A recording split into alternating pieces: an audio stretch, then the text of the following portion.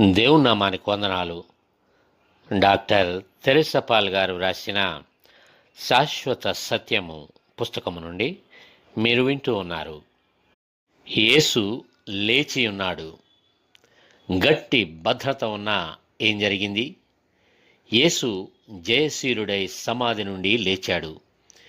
Easter ఆదివారమున తెల్లవారుచుండగా మగ్దలేనే మరియ మరికొంతమందితో యేసు సమాధి నొద్దకు వచ్చారు. అక్కడ రాయి పొర్లించబడి ఉండుటను, సమాధి ఖాళీగా ఉండుటను చూచి ఆశ్చర్యపడ్డారు. ప్రభువు దూత పరలోకం నుండి దిగివచ్చి రాయి పొర్లించి దాని మీద కూర్చుని ఉండెను. ఆ దూత స్వరూపము మెరుపు వలె ఉండెను.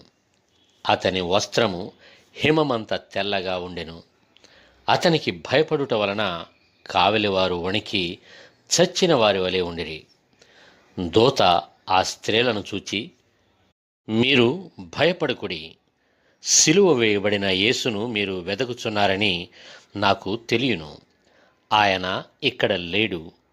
తాను చెప్పినట్టే ఆయన లేచి ఉన్నాడు అని చెప్పెను.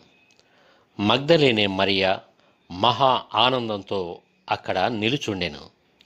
యేసు ఆమెను సమీపించి మరియా అనగానే ఆమె ఆయన స్వరమును గుర్తుపట్టింది.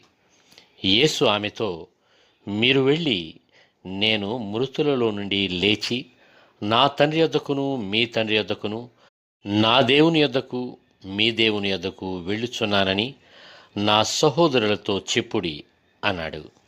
మగ్దలేనే మరియ మహానందంతో వెళ్ళి ఆమె ప్రభువును చూచినట్లు, ఆయన తనతో మాట్లాడినట్లు అక్కడి శిష్యులతోనూ మిగతా వారితోనూ చెప్పింది.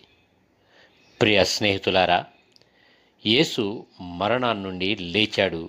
కాబట్టి నీవు విశ్వసించినట్లయితే నీవు కూడా లేవగలవు. యేసు శిష్యులకు ప్రత్యక్షమగుట. అదే రోజు ఆదివారం సాయంకాలమున శిష్యులు యూదులకు భయపడి తాము కూడి ఉన్న ఇంటి తలుపులు మూసుకొని ఉండగా యేసు వచ్చి మధ్యను నిలిచి, మీకు సమాధానము కలుగునుగాక అని వారితో చెప్పాడు. ఆయన అలాగు చెప్పి వారికి తన చేతులను ప్రక్కను చూపగా శిష్యులు ప్రభువును చూచి సంతోషించారు. అప్పుడు యేసు వారితో, తండ్రి నన్ను పంపిన ప్రకారము నేను మిమ్మును పంపుచున్నాను అని చెప్పాడు.